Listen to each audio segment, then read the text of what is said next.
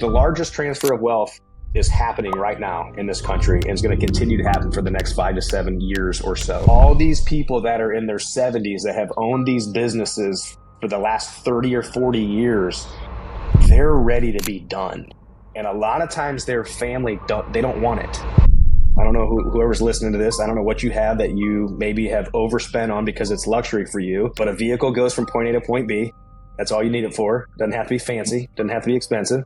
So you can reduce your payment to get something, that's not as nice. You can sell your baseball card collection or whatever else you're collecting, your Pokemon cards, get rid of something, right, to make some money. And then listen, there's people out there that believe in you, whether they're your friends, whether they're family members, whether they're people in your church or some organization. There's people out there that believe in you because they know you, they trust you, and they see something in you that they will be willing to help you. You just have to put your pride aside. And you just have to ask. You have to vision cast. Get on social media. Talk about, hey, man, I got this vision. Here's what I want to do. I mean, that was just like a master class right there. Hey, what's up, guys? It's Jordan with the Laundromat Resource Podcast. This is show 213. And I'm pumped you're here today because today we have on the show Aaron Hopson. And here's what's awesome about this show is that I get asked all the time, hey, you're in LA, you deal with people in big cities a lot. What about small towns? Can laundromats do well in small towns? Well, guess what? Aaron is here to answer that question for you today. And not only that, but he shares a lot of very practical tips and strategies that apply, yes, to small town America, but also to the big cities. So no matter where you're at, if you're trying to do laundry business, here's your guy. This is your episode. Tons of great takeaways from here. As always, listen, this podcast, these interviews, pretty much any podcast or interview or video ever are only as good as the action you take. So be listening for one thing that you can take away from this and put into action today, this week. And before we jump into it with Aaron, I just want to shout out one more time that coming up in November, I am hosting, along with Ryan Borneman, founder of Fresh Leads Marketing in our industry, a laundromat marketer in our industry, are hosting a live and in-person small event for no more than 20 people to come out here to Hawaii. If you're serious about growing your laundromat empire, this is the event for you because there's a lot of places where you can learn about the industry, like the Clean Show, where I just was. And there's a lot of places where you can learn about laundromats and about operating and running laundromats, like, for example, Waleed Cope's Laundry CEO Conference, which I suggest you check out.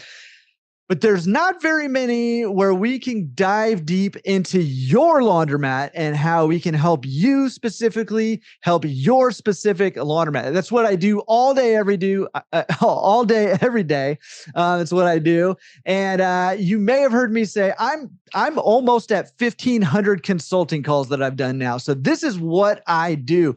I help people get in this business. I help people optimize their laundromats and I help people scale their laundromats. We want to do that in person, in paradise. Yes, it's going to be very practical and tangible. Yes, it's going to be in a room full of other high-performing laundromat owners and professionals. Yes, you're going to leave with a 90-day action plan for your specific laundromat and how you can improve that business. And yes, we're going to do some awesome Hawaii things. If you're interested in that, go check it out, laundromatresource.com/Hawaii, and come hang out with me. And I'm just going to mention this, check with your CPA, but this is a tax write-offable event. So is there a better way to get a trip to Hawaii than to come out, talk laundromats, write it off on your taxes? And listen, as a little bonus just for you, we planned this the weekend before Thanksgiving. So if you want to take a little family vacation out here to Hawaii, write part of it off as a business expense, legitimately improve your business, and do some fun Hawaii things together as a family and with some other laundromat owners.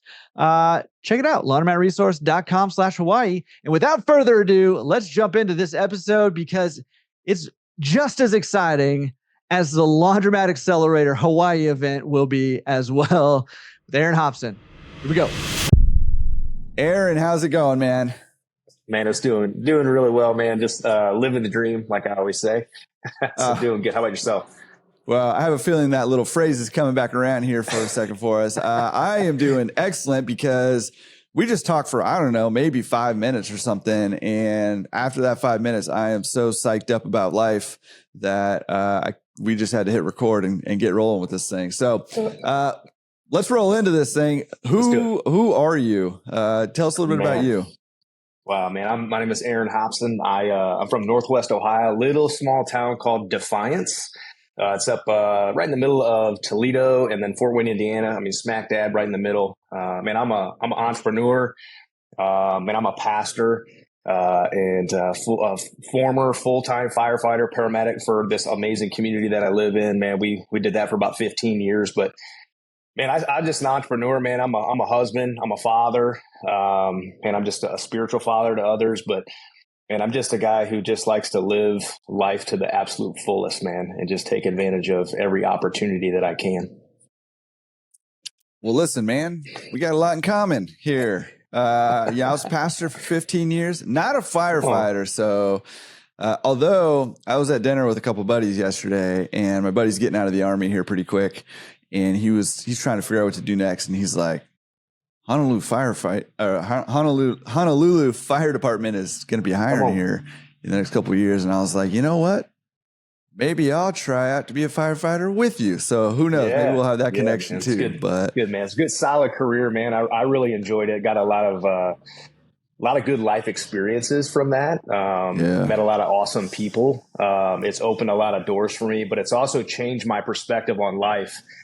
Because not only being a firefighter, what a lot of people don't know is your firefighters are, most of the time, they're also your EMS providers. They're your paramedics too. So they're doing dual roles.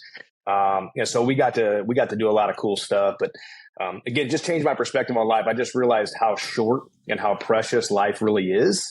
And that just opened my eyes to like, man, if I'm going to live this thing, like, I mean, I just want to go all in. I just want to do the most I can do, the best I can do. And if God opens a door for me, I'm just going to go through it. I just got trust that his ways are better. And man, this life is just, it's too short, man. Like, why not just take some risks, take some chances and see what we can do, man?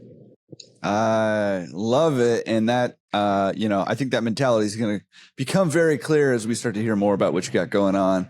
But yeah, lots of awesome stuff that you got going on. Again, lots of connections here. We got that pastor connection, that entrepreneur connection. Yeah. We've got the father, the husband connection. I mean, not connection, the husband, but we're both husbands, and listen, man, loving life, wanting to get the most out of life is, dude, it's something that, I mean, honestly, like it's a big driver of why I do what I do. Cause I want to, I have seen that laundromats, not the only vehicle by far, at all, but laundromats can be a great vehicle to help people get some freedom in their lives so that they can make the most out of their lives. And so that's a big driver of why I do the podcast and everything that we do over here. Pretty cool. Super excited about that. Also, I mean, listen, we're going to talk laundry today. We're going to talk laundromats and that stuff. And I want to hear about that, but you got a lot of cool stuff going on.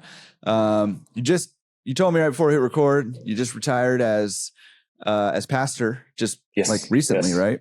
Yes. Yeah. Like a week ago. I'm actually, I'm in Florida right now on vacation. We love Anna Maria Island. My wife and I, we've been coming here for several years for little vacations. And we just, she was in ministry as well with me, for the last few years. And so we felt God just kind of calling us out of that and to partner with churches and to help churches disciple their people. That's felt real. We felt very clearly, the both of us, that the Lord was kind of showing us that, like, man, there's this huge move happening in this country of people who are just raising their hand each and every week, saying yes to Jesus, right?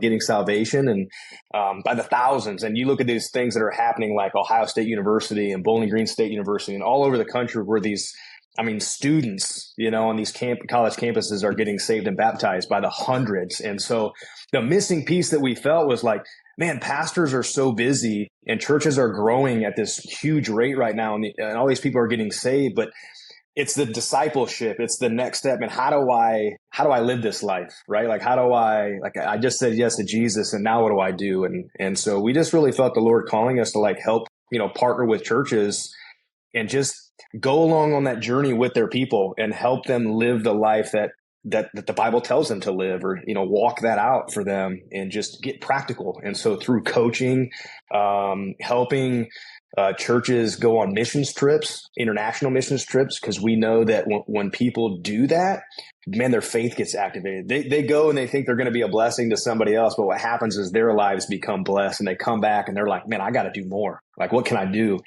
to help sow into to that local church, or just the community itself? They want to just volunteer more and give more to the place that they live. And then we bought 40 acres out in the country in Northwest Ohio, beautiful setting. There's like 30 acres of woods and this awesome creek that runs through, and we're building a ministry retreat center.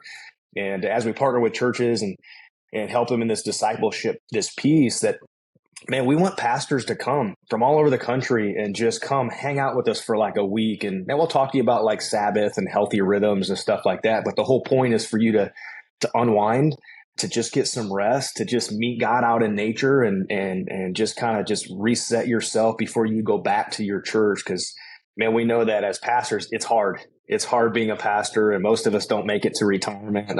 They quit because it's so hard, and there's always a soul to save, so they never say no. And so we just want to say, hey, man, you got to come rest too. You're telling your people to rest in the Sabbath, but you're not doing it. So come rest, and we'll hang out with you and build some relationships and do that. So we felt in this company called Wellspring Legacy Group is what we've created. And, man, we've got a podcast that we've launched. Again, we were talking about before. It's on pause right now just as we get ready to launch this company. But, man, we just get with people that have a past, and, man, they've just turned their life around because of Jesus, that he was the key piece, which he was in my life too. And man, we just help them go on that discipleship journey. And with the podcast, we're just talking and sharing their story with other people, much like, you're doing here with this podcast. But, man, we just want to help people. We just felt the Lord saying, do this. So on top of all the entrepreneurial stuff that we do, we have we'll be closing on some rental properties here. They'll push us over the 200 door mark here pretty soon, and 2 laundromats, a dry cleaning business. We're expanding all of those things. But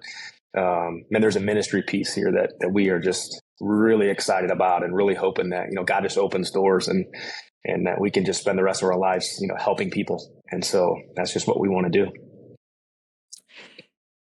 Okay. Like, where do you find the time, dude? Like, where are you getting it? Where are you hiding it over there? You got a lot of cool stuff going on over there. Yeah. Busy guy. Man. Yeah. I just so time is what you make it. I mean, there's 24 hours in a day. I think we spend a lot of time wasting it. I get up early. I get up at 5 a.m. every day. Spend an hour just diving in scripture, journaling, praying, doing those things. I hit the gym. I'm a big workout guy. I'm a jiu-jitsu guy. So I've been training jiu-jitsu for 10 years. So I have a private gym in our small little town that I go to. I'll host some small groups. I'll have some guys come with me. We'll work out together. And then we have some jiu-jitsu mats there. There's a local club that comes and trains all the time too. So then I hit my day, man. I go after the day, and man, I usually don't stop until 9 or 10 at night. Then we just do it all over again. So, but I just feel like, man, the time is what you make it. I mean, there's always time. It's just what am I doing with it? And so I know a lot of people, man, they want to sit in front of a TV or do a bunch of stuff that's kind of wasteful. I think Steve Covey talks about our time being in 4 quadrants, man. It's either like it's urgent and important, or it's urgent, not important, or it's important but not urgent, or it's neither. And so, where are you putting it? But I also believe that maybe we can't do any of this stuff alone. We have to have people around us, and I have an incredible team. And it's what's even great. The greatest thing about all of this that I'm doing is, man, I get to do it with my family. I have 2 amazing sons. One's 19 and the other one's 22. My 22-year-old actually started in the real estate business with me when he was 17. And he literally manages, we'll be pushing close to 15 million in real estate holdings. And he manages all of it at 22 years old. He finds deals, he closes deals.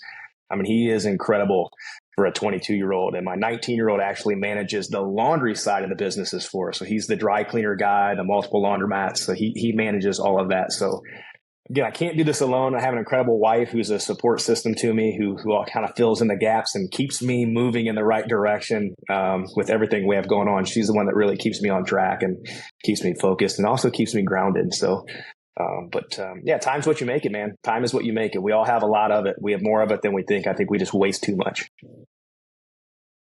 Yeah. Doom scrolling and all that. I mean, it's so easy. Like I think listen, we're going to talk about laundromats here, I promise. But like you're bringing up stuff that I think is like, it's just detrimental to us and anything we want to accomplish in life. Right. And getting the most out of life. And, I fall into that trap too sometimes. And, how are you staying focused on stuff, right? You talk about these distractions, talk about, that what keeps you focused and moving in, like you're getting a lot done, you're accomplishing a lot of stuff, you're doing a lot of big stuff, and you're working out and you're doing your Bible studies and journal, like I think when people hear kind of people like you sicken the rest of us. No, I'm just kidding. When people hear people like you, it's like, dude, and obviously like, you have good energy, like you have a lot going on, right? How are you staying focused? How are you not falling into those distractions? I mean, I'm sure everybody falls into distractions sometimes and all that stuff, right? But how are you, staying focused on what it is you're trying to do? Man, I just think there's a piece to it that everybody has a what, everybody has a how, like this is what we're doing and this is how we're doing it. But I think the piece for me that really keeps the focus is the why. So there has to be a why into whatever you're doing. And so the why can't be just because I want to make more money. Like, that's great. But that'll wear out. That's short lived. You know what I mean? Cause you'll make more money and then you'll go, okay, now what do I do? Let me go try to make more money. And so if you're chasing that, I just think it's short lived. I don't think you can stay focused on just that. For me, it's the why of like, man, I'm doing this to build a legacy for my family. I want to set them up to have a better start to life than I did. I can go back and tell you that, man, at one time in my life, I had a sub 500 credit score. I mean, I had, 6 figures in debt. I didn't know what I was doing. I started out as an entrepreneur doing lawn care and landscaping at like 20 years old. Had an amazing business. I was one of the biggest guys within a couple years in Northwest Ohio as a little 20-year-old. I had no idea how to run a business. I had no idea how to lead people. And so all I was doing was chasing dollars and it all fell apart and my life was starting to fall apart. And so I always focus on the why, like, why am I doing this? Why am I building this? Why am I going after multiple laundromats and the dry cleaning business and more rental property? Why am I doing all that? And for me, it's because I'm building a legacy. There's a why portion to it, of like to set my family up, not just my sons, but like my grandkids and their kids. It's generational wealth and generational income. And so to me, that's the driving factor. And then I put the people piece in it. Like, man, if I can do this and help people along the way also do what I'm doing or live a better life, man, there's no greater reward than that. And so that keeps me going because there's more people. There's more people that want to do this, more people that want to, find financial freedom or just have more time with their family rather than working 60 hours a week at a dead end job that they hate. And so I just want people to live the dream. That's what I always say. I live the dream, man. I want to live the dream. And so, and there's people we can help doing it. So that keeps me going. It keeps me focused. It keeps me motivated, just to keep going, just to keep going.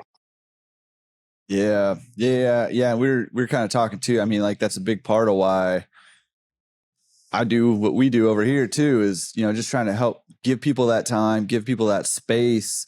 Like you said, I love what you're saying. Like you can't just chase the money, right? Because the money, like, listen, I've been, I'm not sure about you, but like I've been very poor. I grew up very, very poor. I grew up in half a trailer on a pig farm in Southern California. Like that's where I grew up. Right. And my mom used to save pennies to buy McDonald's French fries when I was a little kid, because that was my favorite food. Right. And we'd have to save for a small McDonald's French fries. And this was like in the 80s when everything was basically free back then compared to now. Right. And like I just know when money is the most in front of you thing in your life is just very hard, right? And it's hard to think beyond that. It's hard to chase anything but money when you're, worried about what you're going to eat. And I know there's just a lot of people in that situation, right? And so helping people find, I sort of describe it for me. It was like being able to breathe. When I got a little bit of space, financial space in my life, it was like my lungs opening up from like coming up from underwater, right? And it was like a breath of fresh air.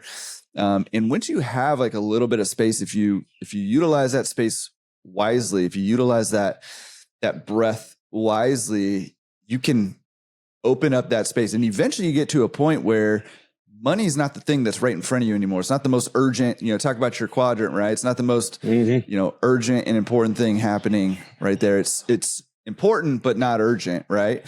And getting to that place gives you the space to be able to think, okay, let's get beyond the money and see what you're talking about, right? That why. And I think a lot of people sort of miss that, right? I know a lot of people who do that really well. Like you're one of those guys, right? Like people who do that really well, but I know there's a lot of people who miss that step. Like they get to, okay, I've got the space.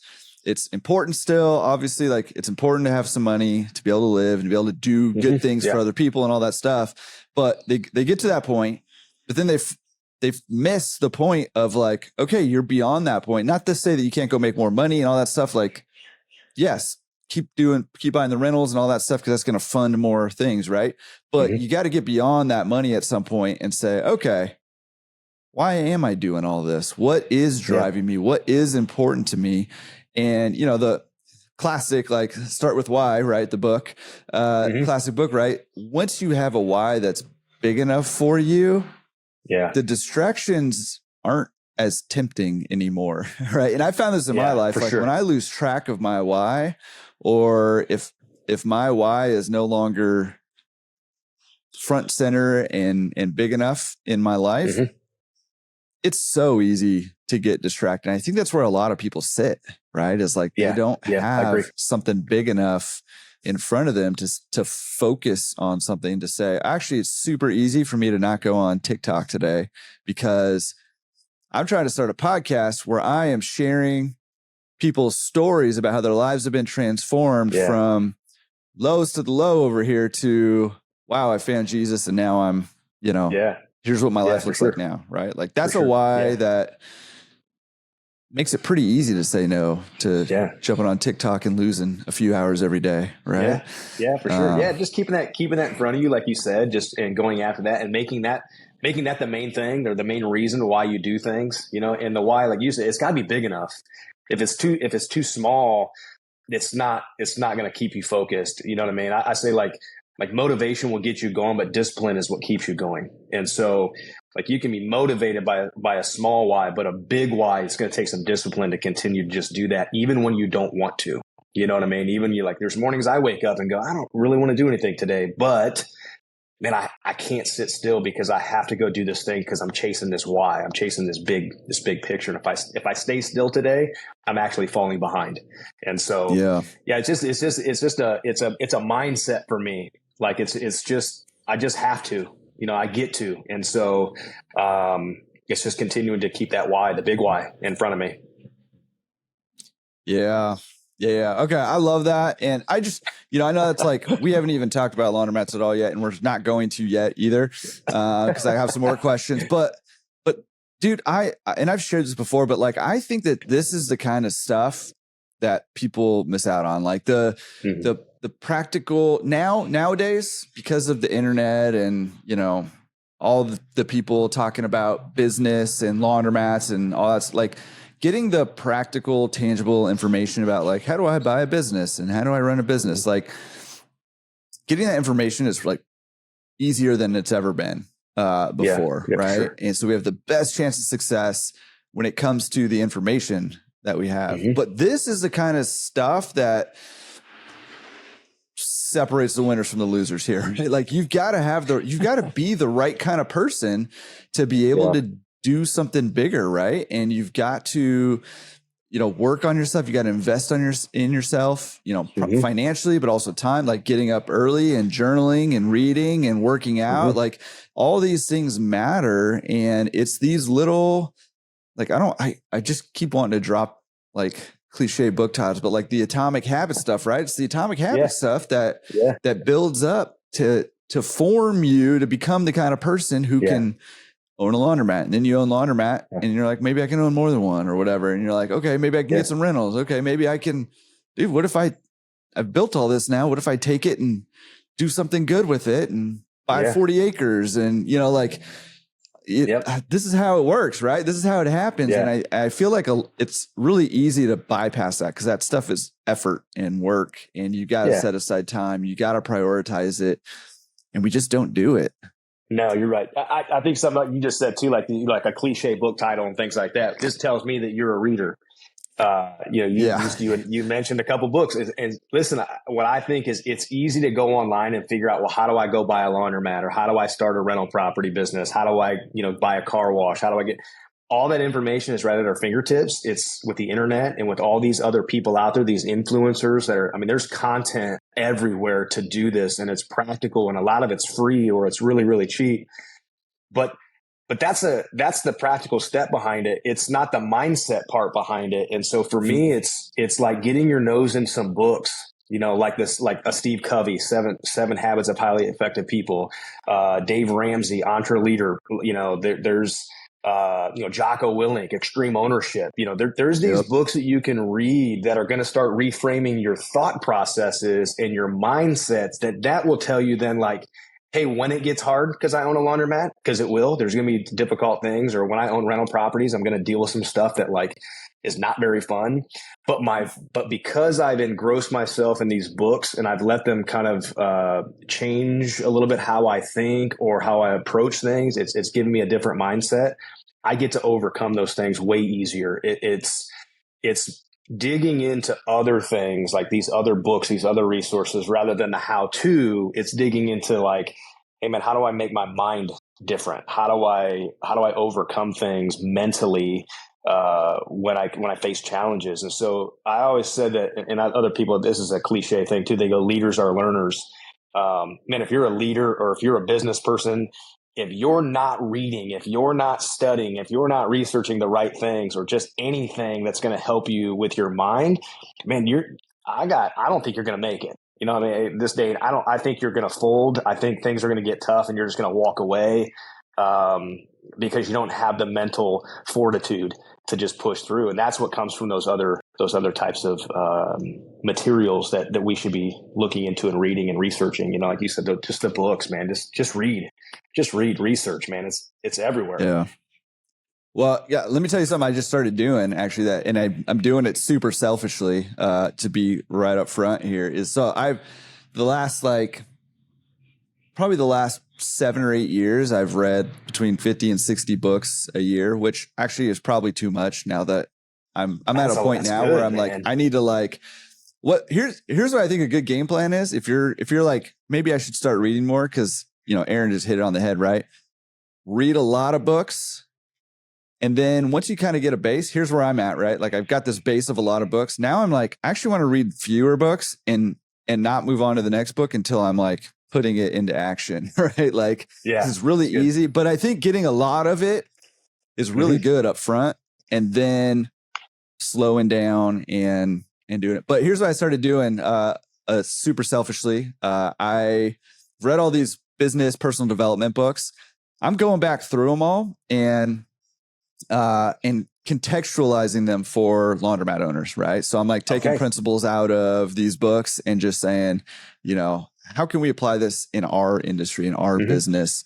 And really it's like mostly selfishly just so I can do it. And then I'll just go live every now and then. I'm not like scheduling it out. I'm not promoting it at all. Like if somebody just sees it going out and they want to join, awesome. If they want to do a discussion about it while recording, awesome. If it's just me on the internet by myself, awesome. Cause it's mostly just for me, but really like kind of getting back into like trying to contextualize this stuff and then find some ways to actually put it into action in our businesses is huge. Now I don't say that to say, hey, just, watch these videos or somebody else's video or something and don't read them. But getting into these books, getting into these mindsets, learning these principles, absorbing them, making them a part of you, is all part of, again, becoming the kind of person that you need to become to be able to do, accomplish your why, whatever, fulfill your why. Yeah. So, yeah, that's good, man. I love it. Anyways, good mostly stuff, for me. But if anybody else gets anything out of it, awesome. And if not, I'm already loving it. So, all right, let's jump back into your story a little bit. And I mean, you kind of mentioned you got into sort of the entrepreneur lane there, the millionaire fast lane, if you will, by starting a lawn care business. Is that what you said? Yeah, man. I was, I originally went to, again, grew up in Northwest Ohio, small town, Defiance. I always wanted to be a dentist when I grew up. That was my thing as a kid. And so I went to Purdue University for a year. Biochemistry was my major. I transferred to Ohio State because Ohio State had an amazing dental program. I'm there for like a year, and I go to this seminar this pre-dental, a little conference or whatever it is. They're going, hey, this is what it takes to get into Ohio State dental program. And they said, you either need to have a 4.0 GPA or you need to have a family member that's a dentist to get into our program. Well, I had neither. And so I was like, well, that was kind of a waste of my time. So I switched. My second thing, I love to golf. I grew up golfing, and I'm not great at it, but I'm decent. And so my second thing was like, man, I want to like work on a golf course. I want to be like a golf course superintendent because then I can play golf all the time. That's actually not true. It's the opposite. If you work on a golf course, you'll never play it. But so I went turf grass, and then I came home for a wedding. Went home for a wedding for a friend, a high school friend, and ended up dancing with one of the bridesmaids. And here we are 25 years later. We've been married. The hooks in you. And she got me, man. She got me. And I moved home, moved back home from school, decided, hey, the golf course thing wasn't going to work out because, again, I don't get to play golf if you work on the course. And so with that degree, with the turf grass management, going down that aisle, I started a lawn care and landscaping company when I was like 20.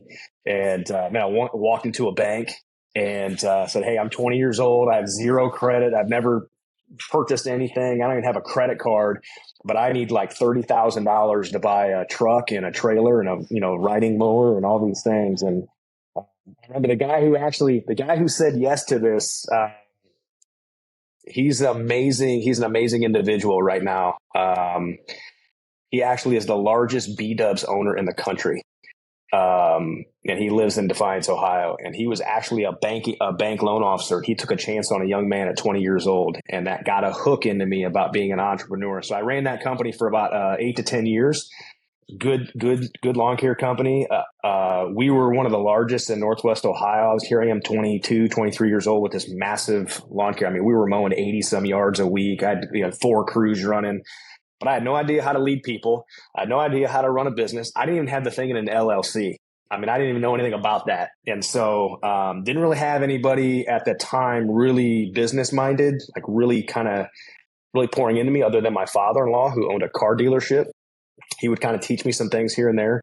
But an accident happened in 2006 where one of my employees had one of my vehicles and got into a car accident and actually killed a guy. And so, of course, here I am, no LLC, no business, no all these things. And they kind of were coming after me, and it ended up deflating me. And I didn't have the mindset that I do now. And I ended up just closing it all down.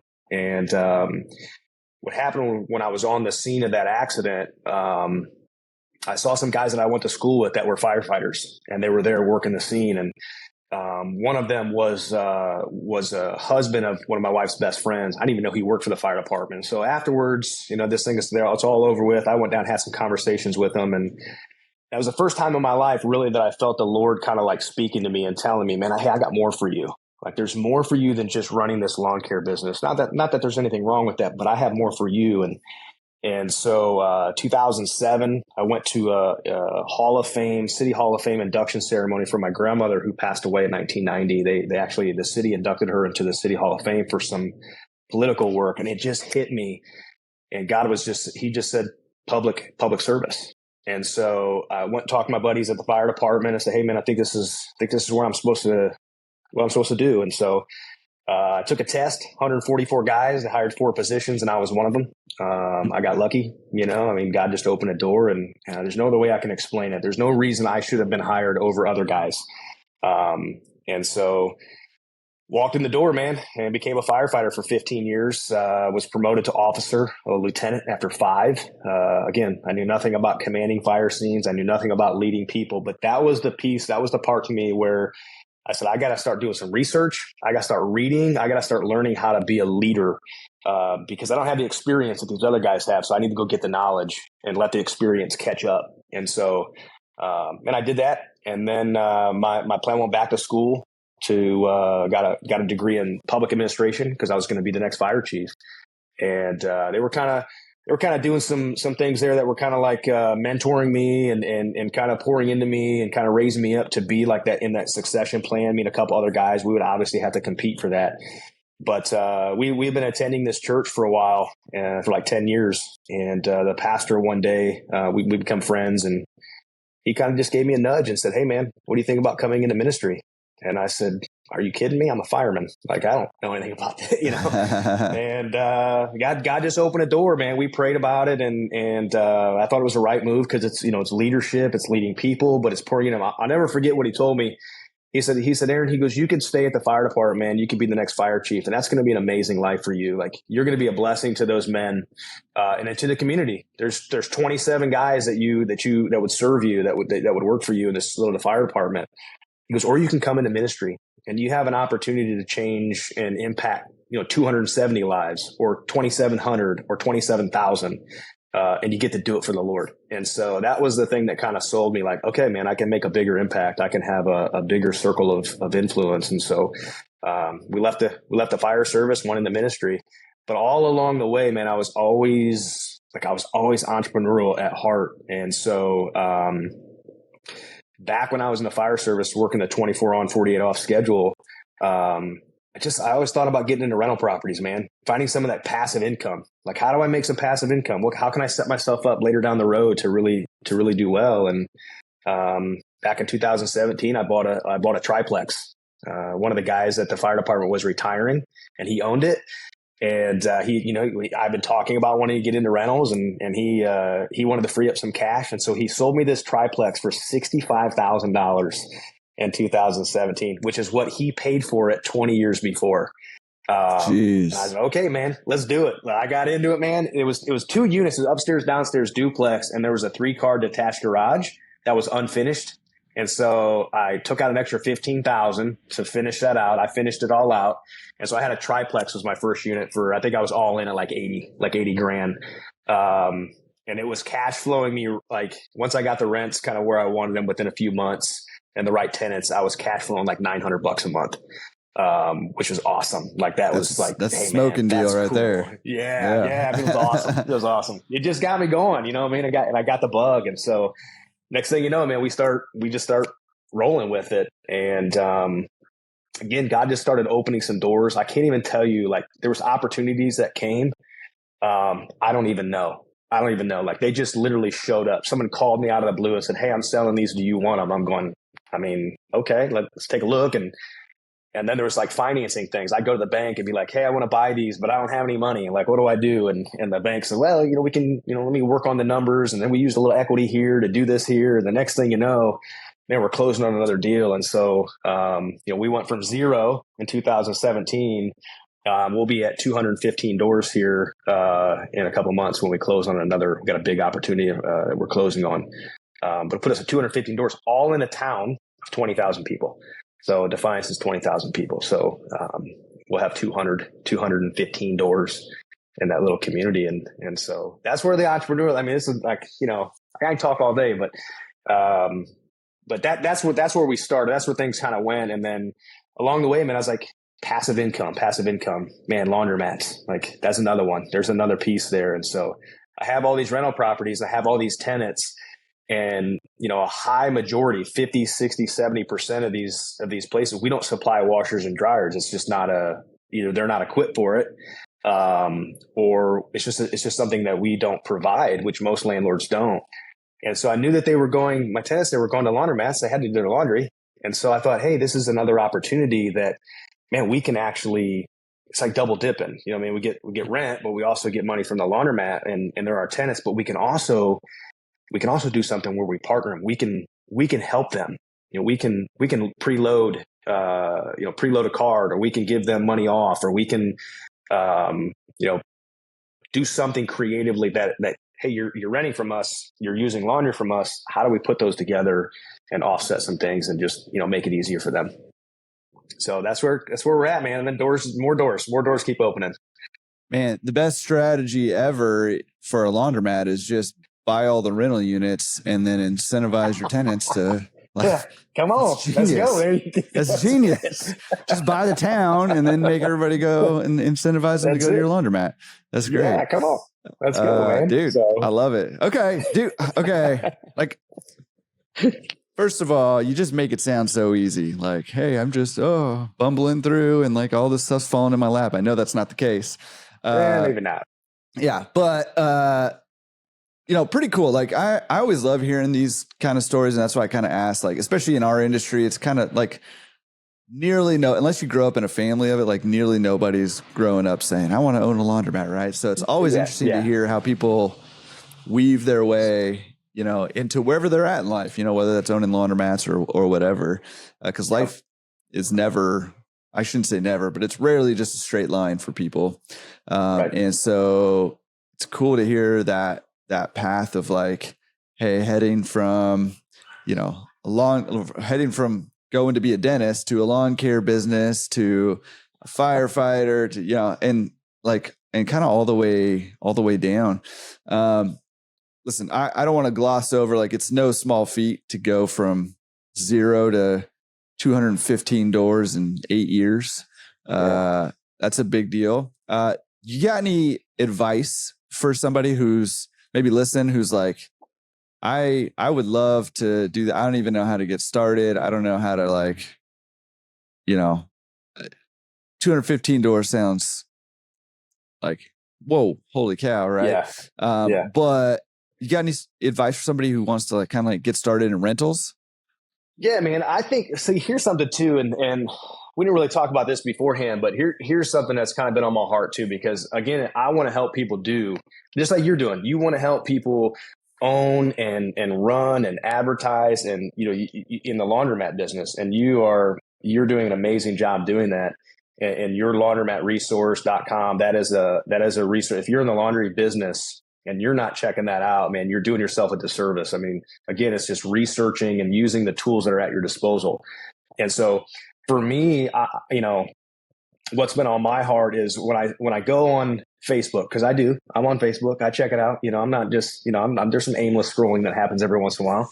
But when I'm on there and I see guys, man, that are like these influencers, right? They always got these packages. Hey, let me show you how to let's go to 0 to 5,000 units in 3 days. And, these crazy things. And I mean, that's great. But if you look at them, it's like, man, you're in LA, right? Like you're all your stuff's in LA, or you got, Dave's in Cincinnati, Ohio. And, a lot of these guys are from these, Grant's in Miami. That's, you guys are in these major metropolitan areas that are like there's thousands. You talking about Grant Cardone? Is that what you're talking about? Yeah. Did you just put me in the same category as Grant Cardone? I just wanted to clarify. Come on, man, let's go. Come on, you're there. Let's go. These guys are like, they're in these major metropolitan areas, man. There's opportunities all over the place, man. I'm in little old Northwest Ohio. That's a town of 20,000 people. The whole county's got 40,000 people. The county left of me, or next to us has, 20,000 people. These are small rural areas. Now I'm an hour from a Toledo. I'm 2 hours from a Columbus. That's, a million people or whatever that is. But so there's still opportunity if you wanted to expand, but man, I think the people in this country, there's a lot of me's. There's a lot of people who are living in these small towns that are looking at these guys and going, there's no way I could do that. I don't have the opportunity. And I'm telling you, you do. It's in your backyard. It's there. You just have to know how to look for it. And so what we've done that I think we've done really well, I should say my son has done this really well because he's been a driving factor in our growth. My oldest son, man, he'll literally go and pull up the county auditor's website. Okay. And if your county is like our county, like you can go and you can do real estate searches on there. And so what you're doing is you're looking for an LLC, or maybe you drive by a property and you see, okay, there's a 3-plex or a 4-plex or a 10-plex, whatever that is, because those are in every town across the country. These little duplexes and things like that. And a lot of them are kind of bunched together. And so you just write that address down, go on the auditor's website, find out who owns it, and then go back to the search, put their name in the search, and you'll find out everything that they own, because it all comes up, everything they own in the county. And so that's where you're going to find these people who own multiple properties or own multiple businesses, laundromats and things like that, by doing this little search in the county auditor is what we've done. And then we reach out to them. We say, hey, man, would you be interested in selling any of these to us? And a lot of times you get no, we're not interested in selling. But we've had some guys that, man, the largest transfer of wealth is happening right now in this country, and is going to continue to happen for the next 5 to 7 years or so, right? And so all these people that are in their 70s that have owned these businesses for the last 30 or 40 years, they're ready to be done. And a lot of times their family don't want it, because they see the sacrifices that mom and dad went through because they did it the old fashioned way, right? I'm showing up at 6 a.m. to unlock the door. I'm showing up at 8 p.m. to lock the door. Like, nothing's systemized. Nothing's, there's no processes. It's just, I show up and hold up, dude. Like, business is different. So for me, the biggest advice I can give, I just went on a little tangent there, but the biggest advice I could give is just like, start searching your local area, the places that you're around, whether it's big city or small town, doesn't matter. Use that resource, find out, drive around, find these places, then use the resources to your county auditor or whatever that is where you can do real estate searches. Find out who own these places and just start reaching out to them. Send them letters, phone calls, whatever it takes. If you wanted to get in it, that's how we started. That's how we started growing, is because we would just reach out to these people and they'd be like, yeah, we're ready to sell a couple things. Hey, what are you interested in? And so there's just a lot of opportunity that way. And I've also found that by doing that, some of these older people that you talk to, listen, if they did it the right way, if they grew their business because they're a good person and they had good morals and they didn't step on other people's backs to do it, they will share with you anything and everything that you ask, because they're good people and they want you to succeed too. The people that are afraid to share what they're doing and to share how they did what they're doing probably didn't do it the right way. Like, they don't want to be exposed, right, for what they've done. And so a lot of these people out there that have just done it the good old fashioned American way, man, they actually will come alongside you and they will help you and they will like get you started, because they want you to succeed too. And they're ready to be done. And they're just ready to just pass it off to somebody. If their family, that's somebody else who shows interest in it, because it's been a passion for them, for a long time. And so that's what we've done. We've just started searching. We just started doing that and just expanding that search. And that's how we've acquired most of the things that we've acquired. It's just good old fashioned, reaching out to the people and saying, hey, here's who we are. This is what we want to do. And we want to keep it local. We don't want some big company coming from the outside and, not caring about the community. And so we're going to purchase this stuff from you because we care. And would you be willing to sell? And so a lot of times it's a yes, we'll sell to you guys because we want it to stay local, or we like you, who you are. And so that's would be probably my biggest thing. The people who want to get started or who want to grow, use the resources that are there. Yeah. Well, okay. So speaking of which, first of all, I'll send you the check over for saying the nice things about Laundromat Resource. And, turns out that's one of your businesses too. Promoting other people's stuff. No, just kidding. No, I appreciate all that. And I appreciate you sharing that. Like, that's huge, right? Of like, a big part of this is like, you just kind of got to get out there and start looking, right? And start talking to people and letting people know what you're looking for. And that's a huge part of this whole process, right? And I think a lot of people get stopped because they don't want to be embarrassed because they don't really know what they're doing, which, by the way, nobody knows what they're doing when they're first getting started. I mean, you could take all of the real estate courses or all the laundromat courses. You could listen to every single Laundromat Resource podcast. You could try to endure Dave Menz's podcast if you have the stomach for that. No, I'm just kidding. You could get all that information, but I will tell you right now, you still won't know what you're doing until you actually get out there and do it. Right. You can get all the information out there, and you should get some base of information. But if you're waiting to feel like you know what you're doing, like you're not ever going to get there just by learning. You just have to get out and start doing stuff. And that's really how you learn. I think that's a massive piece of advice that you just gave there. However, I know for a fact, because I talk to them all the time, that there are a lot of people out there saying, dude, I could never come up with the money to buy 215 units. I mean, can you talk to that a little bit? Because how do you do, like, you're a firefighter. That's not like that's not known for being a super high paying job or anything. Like, how are you doing this, man? Like, give us your secrets over here. Yeah. Yeah. I love that. I'm glad you asked. You guys growing money trees over there in Defiance? What's happening? No, I'll just, here's what I'll say. I'll say this first, because I love using like little tidbits. I love using these little catchphrases and stuff like that, right? Give up something you love for something you love most. Okay. So I grew up, I'm a country boy. It's rural area here, right? I grew up, man, we had some toys. I had a little dirt bike and stuff when I was a kid. So I was always riding bikes. I was always riding motorcycles. And so when I was 18 years old, I bought my first motorcycle. It was a Suzuki GS 550. Okay. It's a cruiser bike. But it was it was like a 1986. Bought it off of a local football coach for like $500. I drove that thing everywhere. Ended up getting a different cruiser bike. It was another Suzuki. It was newer. When I was in college, again, just, drove this thing around all the time. But in my heart, what I always wanted was a Harley Davidson. Right. I wanted a Harley Davidson. Well, I had an opportunity when I became a fireman to buy a Harley Davidson motorcycle. So I had a 2009 Harley Davidson Street Glide, and it was like, I love this thing. I mean, I drove it everywhere. I loved it. And when I started to get the itch of like doing some rentals, right? Get into rental properties. Well, I needed money for a down payment. I needed like 20% down. Well, I didn't have it. I didn't have a ton of money.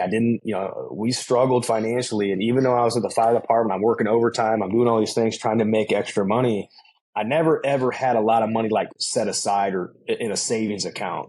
And so when the opportunity and this time came to go buy this first rental property, I had to make this decision of like, man, I love this Harley Davidson motorcycle, but man, if I sell this thing, it'll free me up some cash that I can use as a down payment. And if I do this enough and I do it right, well, man, later down the road, I'll just go buy a brand new Harley Davidson because I'll have the money to do so. Right. So I ended up selling this Harley Davidson motorcycle. That was a decision I had to make, like to go, hey, I'm going to get rid of this thing so that I can jump into this to get into rental properties so that I could try setting up my family and making this passive income stream that's going to help us more in the future, right? So I gave up something that I love for something that I love most. And so that helped me out, but I was still short a little bit.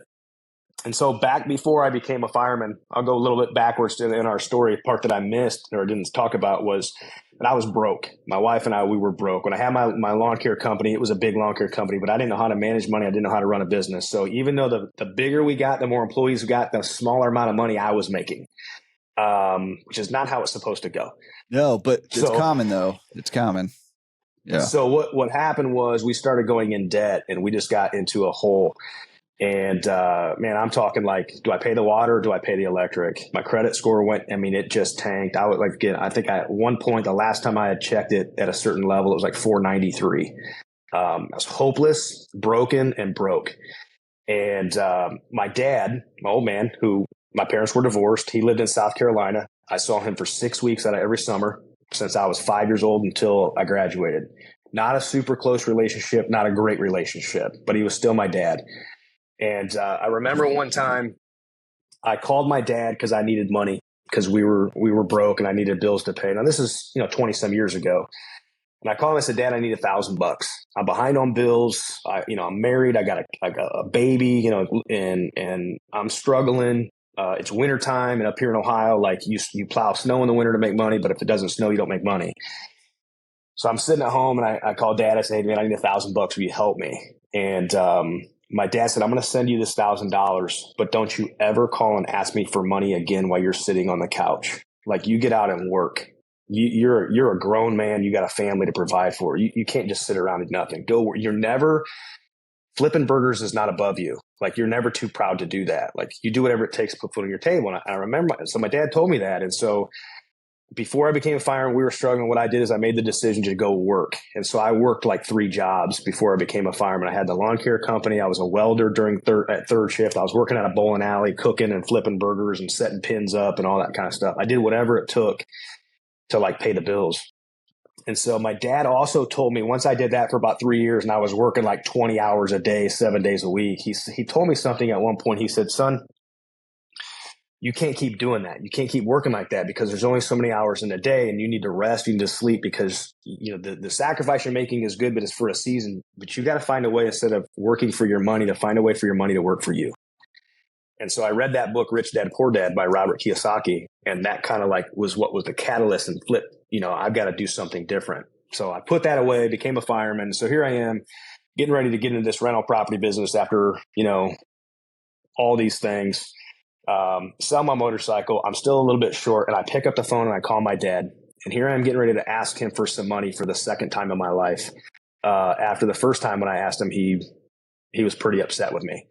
So I gave my dad the vision. Here's what I want to do. I want to do this. I want to start this passive income stream. Remember, you told me years ago that I needed to find a way for my money to work for my money to work for itself, right? Instead of me working for it. You told me that. I read it. I researched. Here I am coming back to you. I need a couple $1,000 to cover the gap for me to buy this first rental property.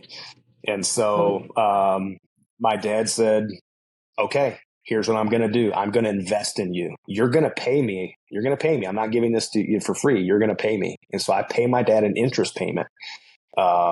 And so he comes in, he gives me some money to cover that gap. It's not a whole lot. It's just, a little bit to make sure I can get this down payment. But I had to pay him every month. I had to pay him, the interest on this thing. And so, it's a couple $100 a month. And so until I pay him off.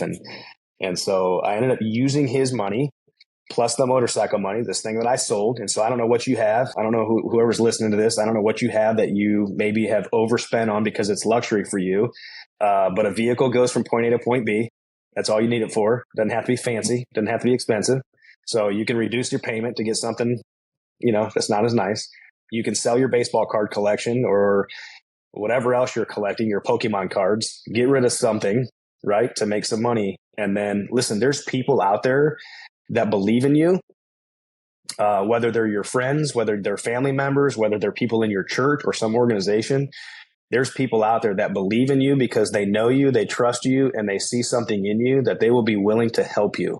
You just have to put your pride aside and you just have to ask. You have to vision cast. Get on social media, talk about, hey man, I got this vision. Here's what I want to do.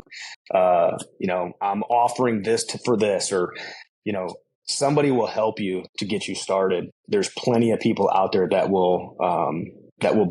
believe in you enough to like help you. And so for me, that was my dad. He got me, gave me a few $1,000 to cover that gap, got me my first rental property. And from there, man, it was just one thing after the other. Now we're at the point now when we're buying big stuff.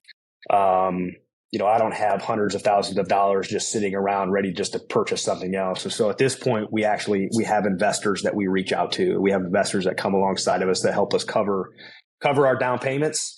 They get a return. That's structured.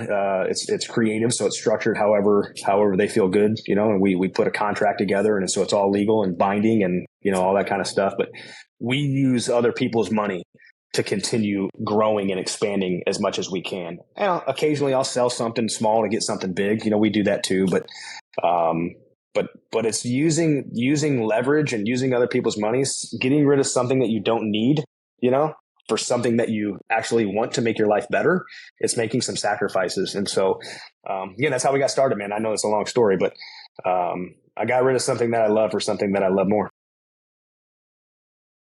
I mean, I was just like a master class right there. I mean, listen, this is what it's all about, right? It's like you hit it right on the head right at the end there, I think, where you said, hey, you got to set aside your pride and go after it. Like, you just got to go after it and not be afraid to fail, not be afraid to look bad, not be afraid of what people are what you think people are going to think. Probably people aren't thinking whatever you think they're going to think, but that's a real pressure that we put on ourselves. And right. And you've got to like, I think again, it comes back to that why, right? It's like, you know, am I going to go walk up and down the street, you know, in LA or Honolulu here, right, and just ask people for food because I'm hungry for lunch?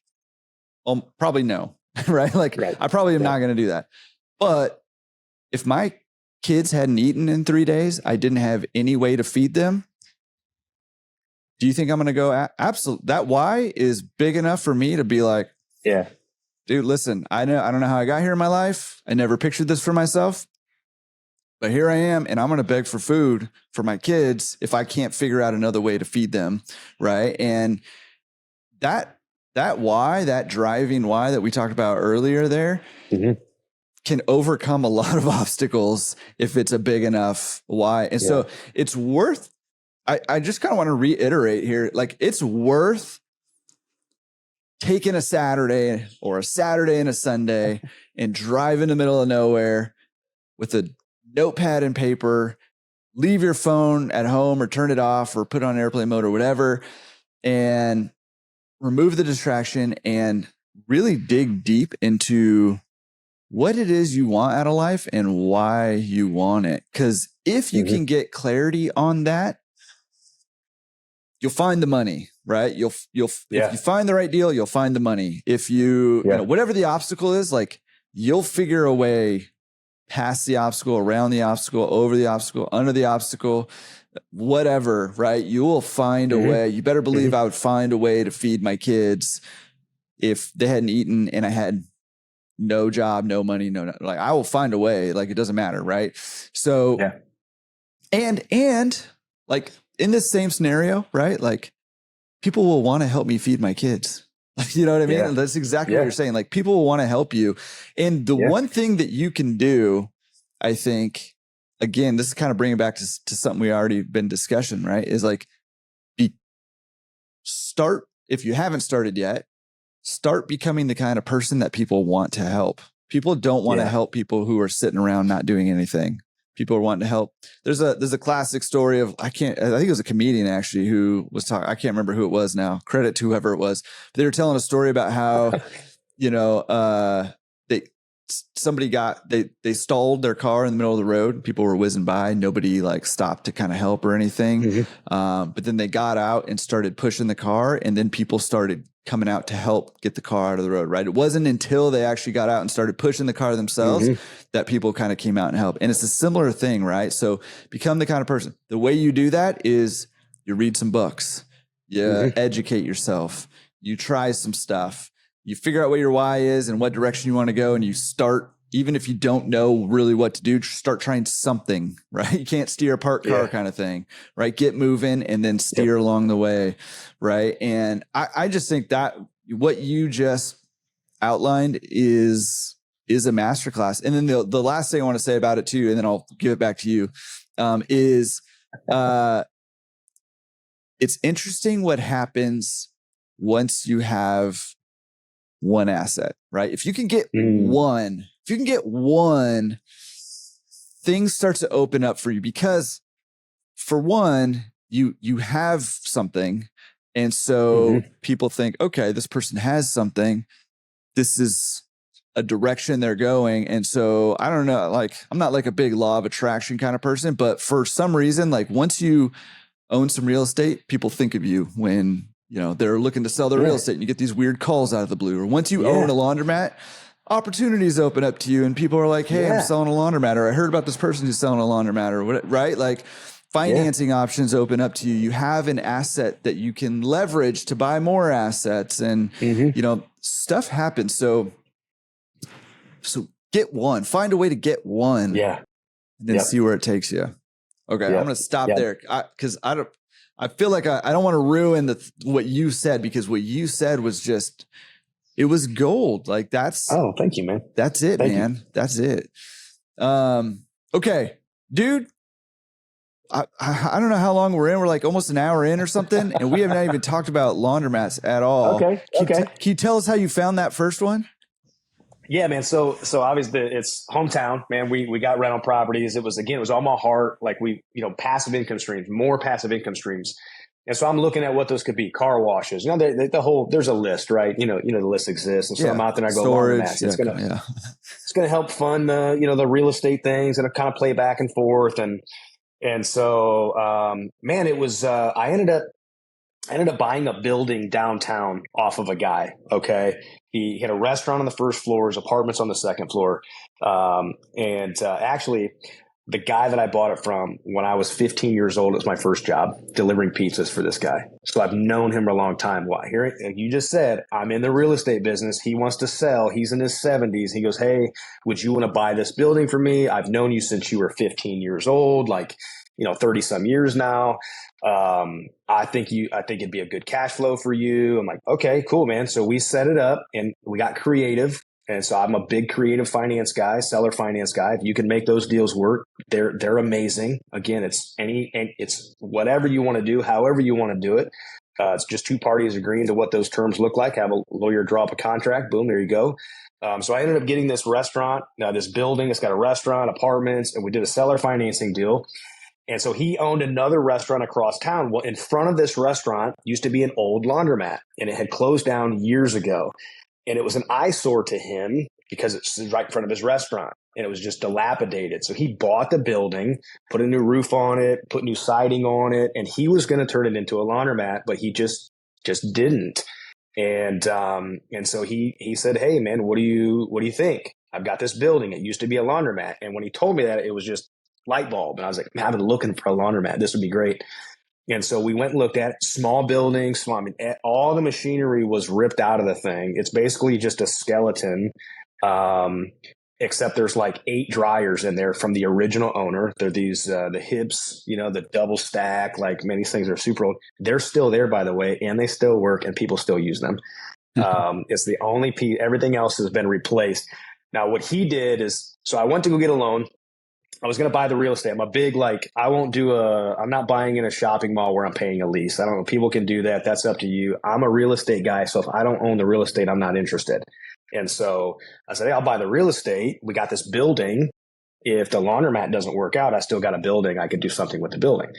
So no equipment in there. And so I go to the bank. I'm going to buy this building, and I have to spend, I think we had a $150,000 quote from a Dexter distributor that had used refurbished equipment that we were going to put in.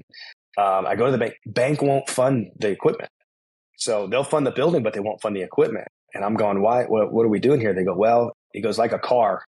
If we pay $150,000 for this equipment, as soon as it touches your building, it's worth half of that. And it's not a safe enough loan for us. I'm like, okay, that's interesting. So I go back to the guy. I go, hey, here's where we're at, man. Can't buy the building. Can't do it because of this and this and this. And so he goes, well, I'll go buy the equipment and then you can buy the whole thing from me as a package. I go, well, that makes sense. So he put this equipment in there, redid the deal, and ended up buying this, also creative finance. So I get into this first laundromat basically because of a real estate deal. And my heart was kind of like, let's give it a shot. And so here we go. We get into this a couple years ago. We buy this thing. We basically renovate the entire inside, landscape the outside, the whole shebang, make it look really, really nice. And the birth of Clean Slate Laundry Company. There it is. And so, and then beginning of this year, had a laundromat that was for sale for 2 years. It was listed as on a real estate broker. A real estate broker had it. Well, the guy wanted $400,000 for this thing, and I said, "Oh, shoot me your P&L." So he gives me the P&L statement. He's making $30,000 a year. I'm going, dude, you're so off on your numbers, man. It's not even. It's ridiculous. So I work on this guy. I chip away, boom, boom, boom for this a year. Just price keep coming down. Well, he gets to a point where he just will not go. I'm absolutely not going below this. I'm like, well, then you're basically not going to sell it because no one's going to buy this thing for this with the P&L the way that it's just not going to happen. So it was also real estate included. There was a rental, commercial real estate next to it that was part of the deal. It was a VA, county VA, not hospital, but touch point or whatever that had rented this thing. The lease was 20 years old, $250 a month. Water was included. There's a little room that we can change that, you know what I mean? Which makes the P&L way better. And so the lease was he just never did anything with it. And so we went, kind of talked to them a little bit. We significantly increased the price, and they didn't even bat an eye for another 20 years with five-year renewables in there. And so then I talked to this guy, go, hey, let's get creative with this, man. I know you won't take $1 less than this, and you're not going to sell the place, less than that. I go, let's get creative. How about I pay you X amount of dollars over a couple years? It'll bring that balance down. And then when I go to the bank, my balance is this instead of this, and it makes sense now. And listen, if I get in there and the number, because everything he did was on paper, pencil and paper, if the numbers don't make sense, because I don't know if you're being truthful with me or not, here you go, man, it's yours. I'm not out anything. Hand it back, you know what I mean? So we got two. The first one is a really small, I think the store is about 1,200 square foot. There's like 16 washers and, 16 dryers or something like that in there. It does okay. Again, small town. I've got 2 other laundromats here in town. So it's not like this amazing, we're getting ready to, retire and go to Hawaii, so. But maybe a trip to Hawaii. Yes, sir. Yes, sir. My cousin lives there. He lives in Honolulu. So awesome. Yeah. But anyway, but the second store we bought, this other one in the town next to us, is doing really well. It's the only laundromat in the entire county. And so like everybody goes there. It's old equipment, a lot of top loaders. We're switching equipment out. We've put in 8 front loaders in there so far, but there's 29 washers and 14 dryers. So the dryer to wash to dry is not good. So the dryers are coming out. We're going to go all double stacks in there to upgrade the dryers. And then we got a bunch of front loaders and stuff going. So we'll do like a retool there, but we'll start with the used equipment, and for a couple years, then we'll go for a full retool of new once we know how everything works. But that's how we got into the laundromat business. I mean, it's just kind of like, again, a real estate deal turned into a laundromat, which turned into another laundromat. And then that actually turned into a dry cleaning business, which we have been open for about a month and a half, 2 months, have a dry cleaning business that we've also purchased. So we're taking like that over. I mean, the question I get asked a lot is laundromats versus dry cleaning. I mean, really, in my mind, and you can speak to this more than me, probably even, in my mind, they're pretty they're like water and oil, like they're like totally different businesses, really. I mean, we're cleaning laundry, but there's a lot of differences. But how do you like the dry cleaning business so far? So it's going okay. It's going all right. What we did is, again, community oriented, community minded. There's this one dry cleaner in this entire community. Okay. The next closest dry cleaner to us is an hour in any direction. And so like it's a needed business here. It's something that people were upset when the former owners were going to close it down. But this place was built in 1950 or after World War II. The guy who owned it, he built it, owned it, passed it off to his son. Son passes away. Got other owners in there. They're break even, but they were just focused on the dry cleaning. And so I saw it as an opportunity when I noticed that they were closing. It's another crazy cool story. So I'm on Facebook, right? Because we'll do that every once in a while. And I see the School of Hard Knocks guy. I'm talking about. He goes around and asks me, hey, what's the most amount of money you've made? Blah, blah, blah, right? So I'm watching an episode. He goes up to a guy in New York City, asks the guy what's the most amount of money he made. Guy tells me, he says, what industry are you in? And the guy says, dry cleaning. And the guy goes, oh, that's interesting. How did you make this, tens of millions of dollars in dry cleaning? He goes, because I own the factory. And then I own a whole bunch of stores across New York City where people can drop the laundry off. We bring it to the factory, process it, and then take it back. And a light bulb went off in my mind. And the very next day, I find out this dry cleaner in town, they announced that they're shutting down. And so for my mind, where we are located in all the areas that are around us, there's a laundromat in every county around us, like basically one. Mm-hmm. So I thought, man, if I could own the factory, the dry cleaning factory, and if I could own all these laundromats around me, then I essentially am doing what he's doing in New York, but I'm doing it here in this little small community or this small corner of Ohio.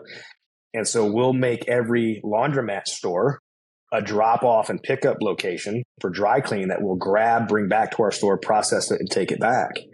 And so the other thing that is big now, or has been big for a while, is the fluff and fold service, wash, dry, fold, right? Well, I can't do that in the laundromats that I own because that means I have to hire an employee. Well, they don't have enough revenue. Again, small town America, we're not in a huge city that's doing, $10,000 a week. So I'm going, I can't really start the wash, dry, fold. It doesn't even exist here. No, it doesn't exist, period. It's not a service that's here, but I know I want it to be. And so I go, if I buy the dry cleaner, well, that takes employees to run. And so now I have employees already in place. We can offer the wash, dry, fold service. People just bring it to the dry cleaner. My laundromat is literally around the corner. It's a block away from the dry cleaner. We just run it over there, process it all, bring it back. The laundromat that's in the town next to us, we can also pick up there. We have a delivery and pickup routes. And so we'll bring it back, we'll process it and take it back to them. And so it just allowed me, this whole thing just allowed me to kind of like redo or kind of revolutionize and kind of corner the market here where we're at, and then bring the two things together. So dry cleaning and the laundry service are actually, for us, it's one business. We're in the laundry business. And so it's not a laundromat or dry cleaning, it's laundry. And so that was just something that for me, it was like, how can we just maximize what we're doing with the people we already have? I'm already paying the employees, they were already there doing dry cleaning. People are already dropping off clothes. We're already picking up and doing delivery with the dry cleaning. But now I can add the wash, dry, fold service to it. And now I could use my laundromat for even more things than what I initially intended. So that's how those all come together. Again, it's unique opportunities and doors open. And like, okay, man, let's just give it a shot. I know nothing about dry cleaning. No clue. None. So spent a couple days in there training and learning from the previous people, but that's it, man. We're just learning this as we go. And that's how I've done everything. I've done a little research, but like OJT, man, on the job training is the best thing you can get. Yeah. I also, like I've heard it said, and I love this too. I utilize this just in time learning. Like you're learning just in time to utilize what you're doing, right? Like that's so I'm catching the vision here. You're buying the town, and then you're incentivizing them to go to your laundromats. And then you're going to say, why would you bother going to our laundromats? Why don't you just let us grab your stuff for you? And then we'll take your dry cleaning along with it. You're just going to own the whole area, Let's do it. I think. Let's go. Let's go, man. Well, and something we've sort of been, we've been dancing around, but haven't explicitly called out about what you're doing. That is great, by the way, is saying yes without knowing exactly how it's all going to work out. Right. Like, and I know there's some personalities, sounds like you and me, like, we're like, okay, yeah, let's do it. I don't know. I don't really know, but let's just do it. Right. And then there's the other personality, like my wife, who's like, okay, I see that opportunity. I don't know how to make that work, and I need to figure out how to make it work. And I work with a lot of consulting clients who are like that. And obviously, like a lot of good things about that. However, I will say, and especially the laundromat market today, where good deals are going fast. Laundromats are popular right now. They're hot commodities. They go fast. If it's a decent deal, it's going to go. You almost have to be a say yes and then figure it out kind of person. Say yes and then analyze the deal. Say yes and then figure out how to get the money. You almost have to be that kind of person right now in today's market for laundromats. You might be able to, like right now, I think this might be a little temporary, but right now, you might be able to be a little more picky with some real estate. But in the laundromat business, at least, and especially if you're in a bigger town or bigger city, you almost have to be an act first kind of person. But that is something that has been consistent throughout your story, where you're like, okay, we'll do it. And then Dad, like, can you loan me some money? Okay, can you, seller, give me money to buy your business from you? And figuring it out. But that is like an undervalued, but under talked about skill and personality trait that I see exhibited from a lot of successful people. Now, I'm not saying you can't be successful by like planning out, like the other way, but I see a lot of successful people where, and one of our values in our Laundromat Resource community here is default to action, right? Like I see a lot of successful people defaulting to action. Like, let's take some action and figure it out along the way. And I think you do a really, really great job of that. Even when it comes to like, all right, we're going to add a dry cleaner. Like, I don't know about dry cleaning, but it seems to fit in with my total domination over here. So I'll plug it in. Let's figure it out. They have a word for that. When you do that and you take that leap, it's called faith, man. It's called faith. That's right. So I have faith that we're going to figure it out. I have faith in the people that I have around me. I have faith in God because I can do that. I can take those chances. I can take those risks. Not because I have anything to fall back onto, because I really don't. But listen, I've said yes to some things, before where I felt the Lord kind of saying, hey, I want you to go here. And I didn't know how it was going to work out. I didn't know what it looked like. And I was scared to death. But anytime I said yes to what he called me to, and I stepped into that season, man, he always blew me away. He always took care of me and provided for me. And so listen, if he did it once, I know he'll do it again. And so I just say, anytime I feel the Lord calling me into something, yeah, I'm scared. Yeah, I'm afraid. Yeah, I don't know exactly how it's going to, I'm not blind to any of that, but I just know that I have enough faith that, man, Lord's going to make a way. If he's calling me to it, he'll equip me for it. And so I just believe in that. And so whenever I have these opportunities, and I pray for all these things, like God just open doors for us or give us more opportunity. And then when they show up, again, man, I'm like anybody else, man. I have fears, I have doubts, I have things, but I just have enough faith to overcome those things. And my 19-year-old said something to me recently, because I recently just left my W-2 job. I've had a W-2 job for 20 some years. And that was when things were falling apart early on in my life. I associated the W-2 with it being the savior. And so leaving the W-2, there's this fear and this doubt in my head that like, well, what if all this other stuff falls apart? What do I do? And my 19-year-old son looked at me. He said, Dad, he goes, if it all falls apart, it's going to be okay because you can start all over again. But when you start all over again, you'll have an education that you didn't have the first time. And so it'll be better. I'm like, dang, from my 19-year-old. So I said, let's do it, man. Let's do it. So faith, man, faith. Yeah. That's awesome. And too, like, the other side of this, right. And this is, I think, the heart of what your son was saying too, is, listen, you've also got some confidence in yourself. You're betting on yourself, right. In these, investments and these businesses that you're going on. And that's a big part of, you got to bet on yourself. Right. And I think you should always bet on yourself.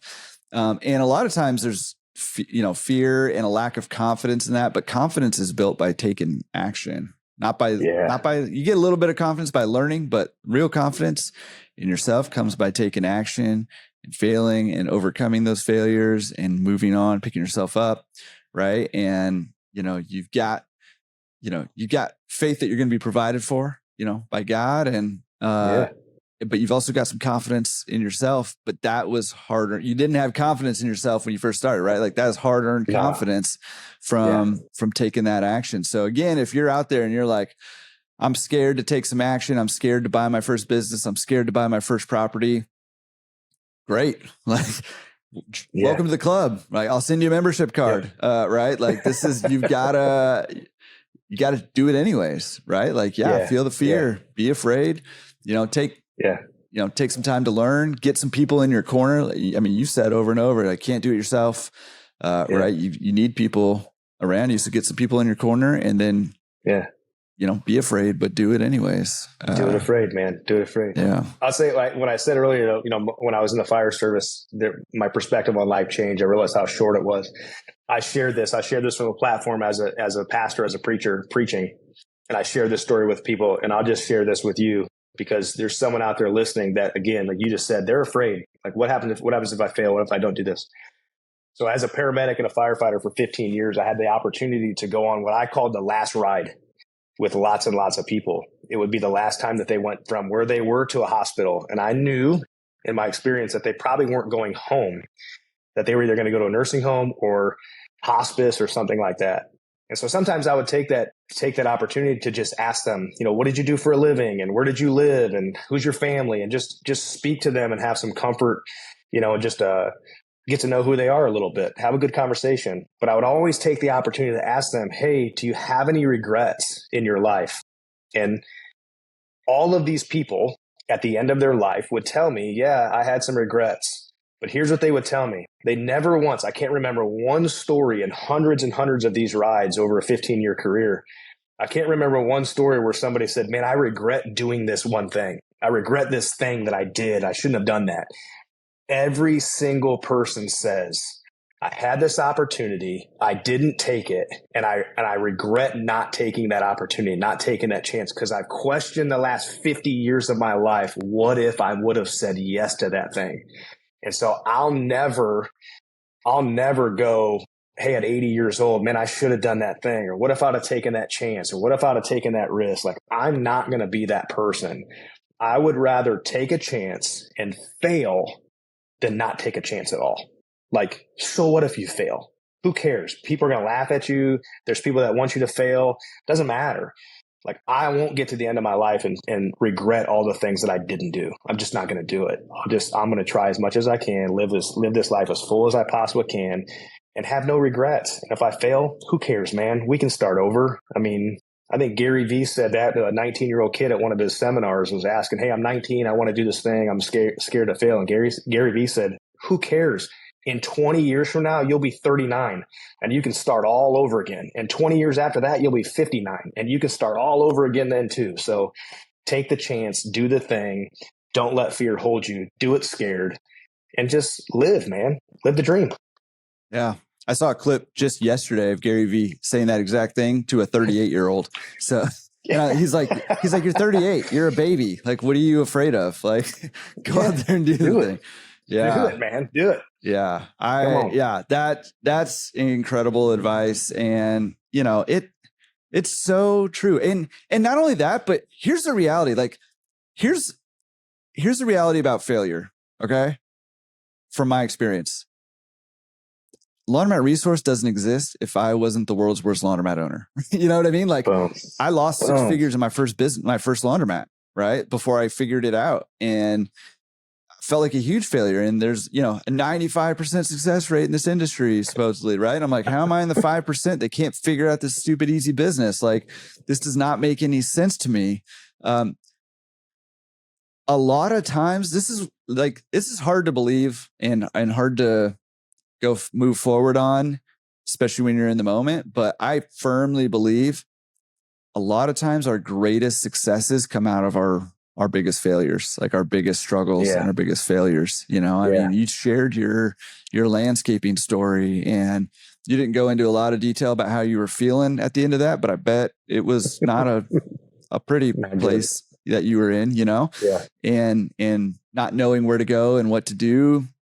And yet, like, because of that, you felt called to be a firefighter and you got to, among many other things, I'm sure, you got to bless some people on their last ride by, letting them feel heard and letting them share what they've learned in their lives. And, because of that, you were asked to become a pastor and get to minister to people that way. And because of that, you got into real estate. And because of that, you got like a bazillion, you own like a whole county now. And, what I mean? And because of that, you got this 40-acre thing that turned into a retreat center. And because of that, who knows, like, you're still young. Like, there's still a whole lot more of because of that left in your life. Right. And that's the reality of failure that nobody talks about.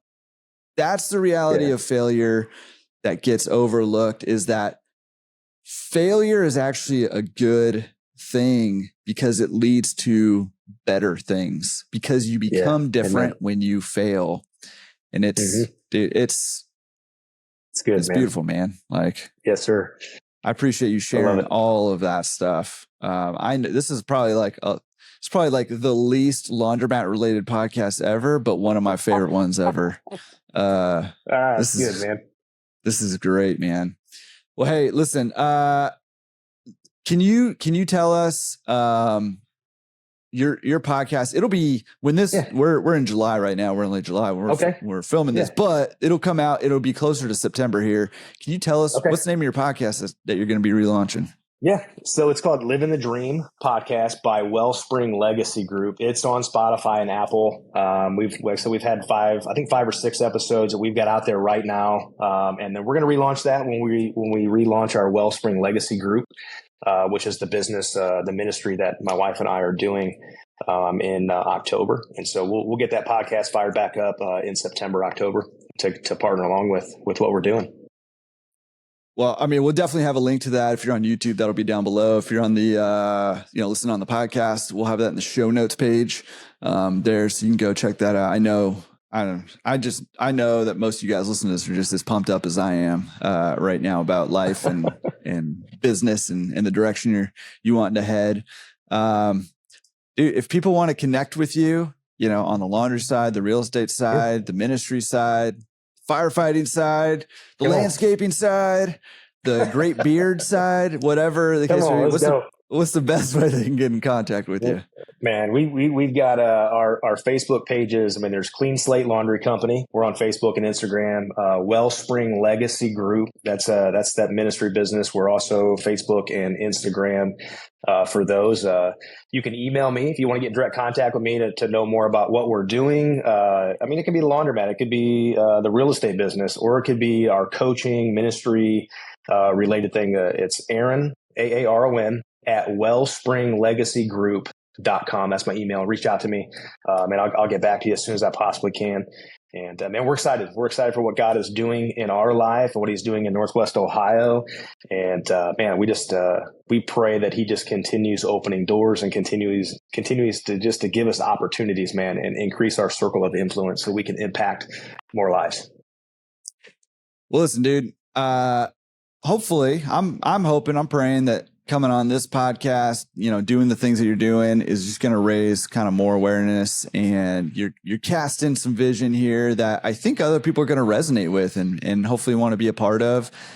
So listen, he gave you his email address, utilize it, get involved with what he's got going on. He's already mentioned, hey, I'm partnering with investors to make things happen. If that's you out there, you're looking to get involved in something that makes a difference, hit him up. Maybe there's some synergies there. Maybe not. Maybe it's just, worst case scenario, you're going to connect with a super cool guy. So you really got nothing to lose here, and you can get some beard tips along the way or something like that. Come on, let's go. Especially for the ladies out there. If you're wanting to grow a full beard, I'll tell you how to do it. Just kidding.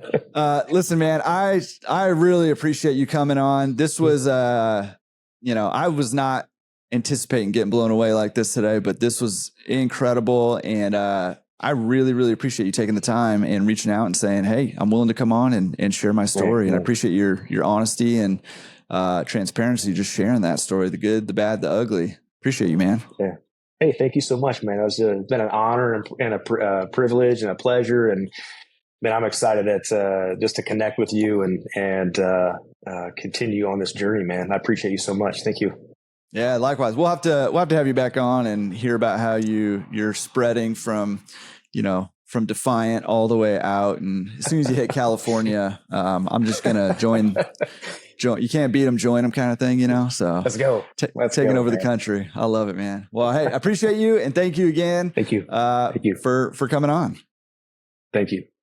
Such a good episode. As always, I just want to thank Aaron for coming on. So good, so much good stuff, and so relevant to so many laundromat owners. One of the things, I was having a conversation at the Clean Show a couple of weekends ago with an operator who was like, listen, we hear about all this stuff that that we talk about a lot. We hear about retooling your stores more often. We hear about all this technology and payment systems and AI and stuff, but it doesn't always apply to small town America laundromats.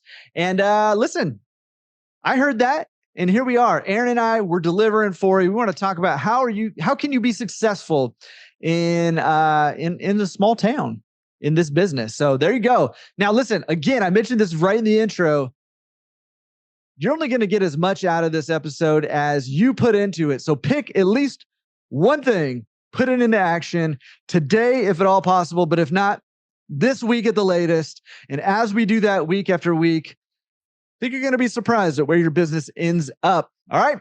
Action is what paves the way to success. So take some action today. Default to action. That's one of my mottos. That's one of my core values. Default to action. Get after it. And listen, let us know if we can help you. Check us out at laundromatresource.com. We'll see you next week. Peace.